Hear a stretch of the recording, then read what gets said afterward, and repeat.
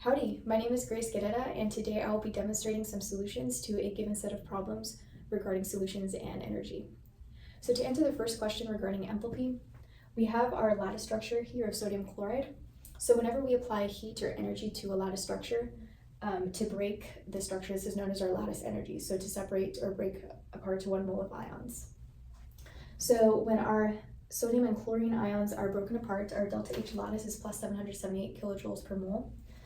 And the water molecules surround the chlorine and sodium ions in hydration shells.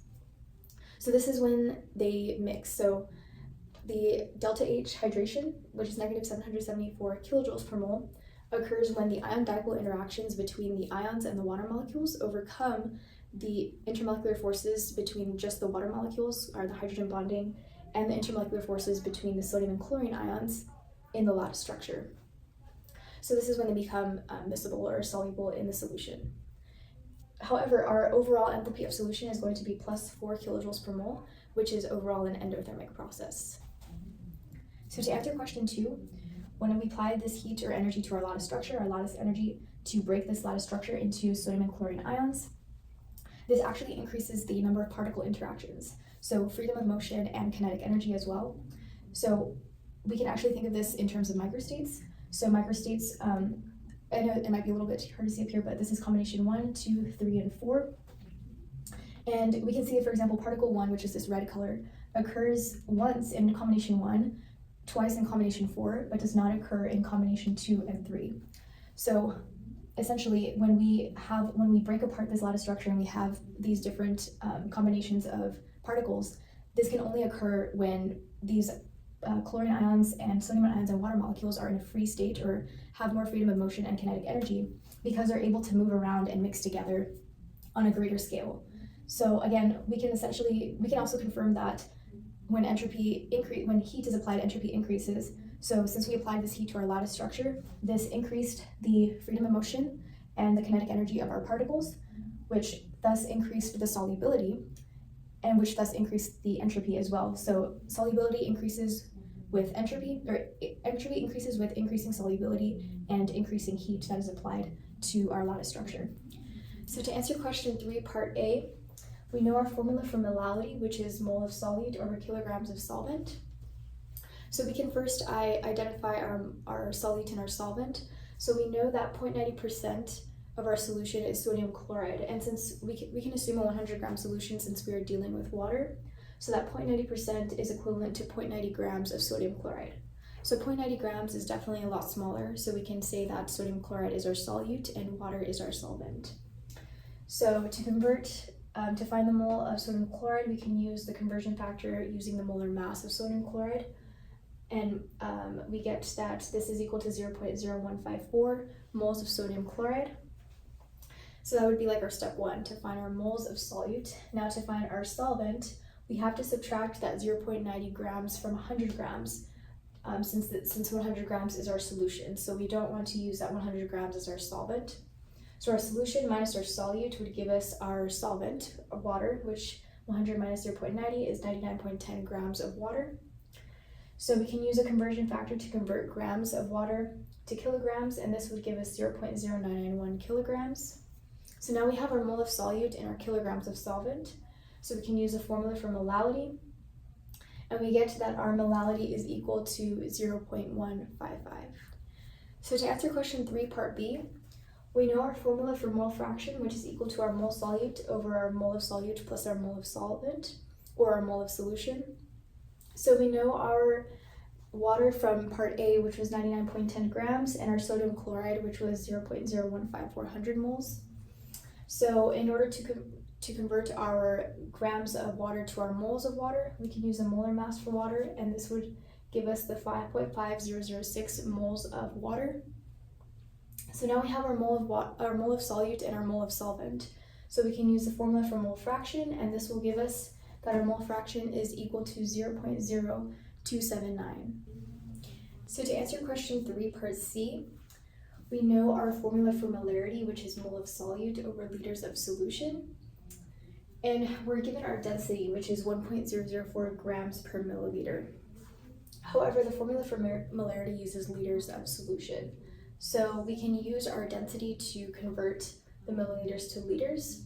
So if we have the 1.004 grams per 1 milliliter, and then we multiply this using the conversion factor from milliliters to liters to get 1,004 grams per liter.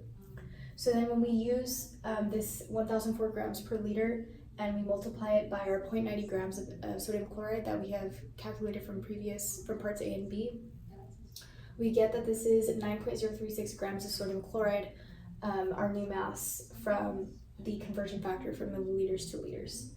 So then we can multiply our 9.036 grams of sodium chloride times the molar mass of sodium chloride to get the moles, and this is equal to 0.155 moles of sodium chloride.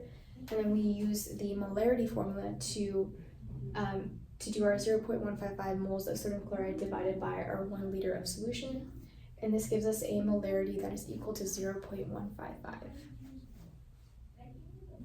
So to answer question 3, part D, we know our formula for parts per million, which is equal to our mass of solute over our mass of solution times 10 to the 6. So we have our mass of sodium chloride that we calculated from part A, which was 0.9 grams, and we can divide this by our 100 gram solution and multiply that by 10 to the 6, and we get that our parts per million is equal to 9,000. So to answer question 3, part E, we know our formula for parts per billion, which is mass of solute over mass of solution, which is similar to parts per million, only this time we are multiplying by times 10 to the 9th. So we have our 0.9 grams of sodium chloride divided by our 100 gram solution times 10 to the 9th, and we get that our parts per billion is equal to 9 million. So to answer question 4, regarding vapor pressure, we have the formula for vapor pressure of solution, which is equal to our mole fraction of the solvent times the vapor pressure of the pure solvent.